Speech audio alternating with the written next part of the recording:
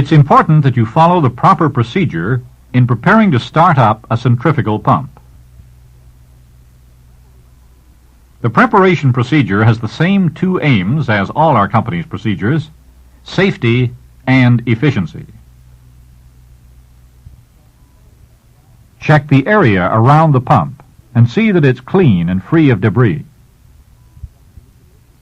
Check the lubrication system, adding lubricants as needed. The lubrication system may include grease cups, grease fittings, automatic oilers, a force feed system, or other elements. Where a seal oil system is used, check to be sure it is properly lined up. For a pump that requires water cooling, open cooling water lines. And check to be sure water is flowing through the lines. In some cases, you can check by sight. In others, by feel. Warm up pumps in hot oil service by turning on steam tracing and by running warm oil through the pump. Hot oil introduced suddenly into a cold pump can cause severe damage from uneven expansion. Be sure to line up all piping connections correctly. Check all safety devices. Know the safety equipment for your pumps. Just for example, there may be a guard provided for the motor-to-pump coupling. If so, be sure it's in place. If a bleeder was opened to drain the pump when it was shut down, close the bleeder before starting the pump.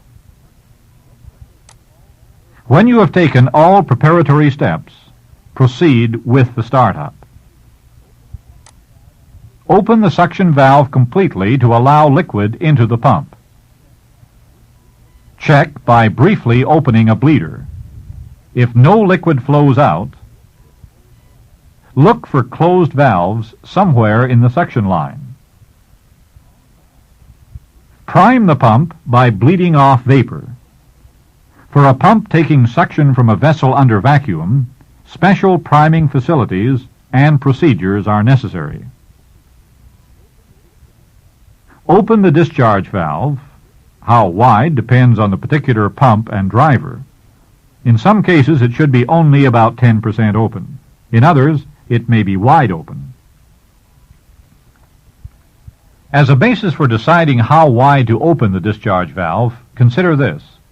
A centrifugal pump draws least power from its driver when the discharge valve is completely closed, and most while it is starting up, overcoming liquid inertia with the discharge valve completely open. Too great a power draw will damage an electric motor, unless the motor has an overload switch. Then why not close the discharge valve until the pump is started up? No reason except that it's hard, sometimes just about impossible, to open a valve with pressure on it. Let's compromise. Open the discharge valve as wide as you need to. Start the driver.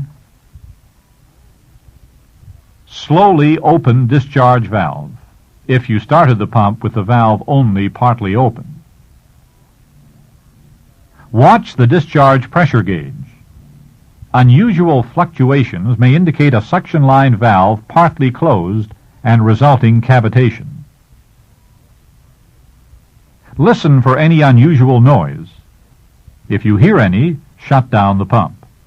Find and correct the trouble before restarting. Now turn to exercise 18 in workbook number 2.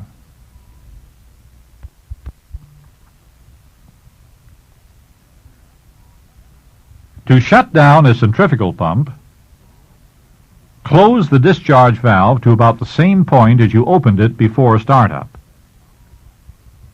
Stop the driver. Finish closing the discharge valve.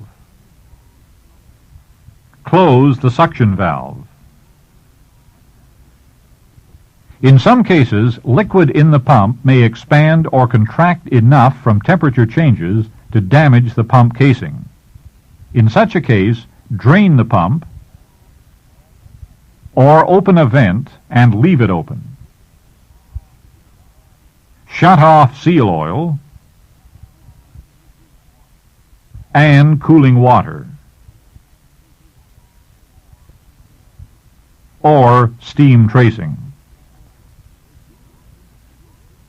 Your unit procedures and your own good judgment may change some items in these procedures.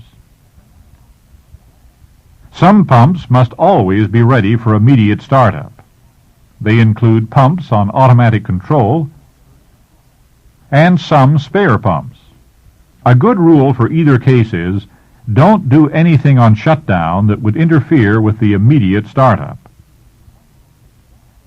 In some such cases, you just stop the driver, nothing more. Open workbook number 2 now and complete exercise 19.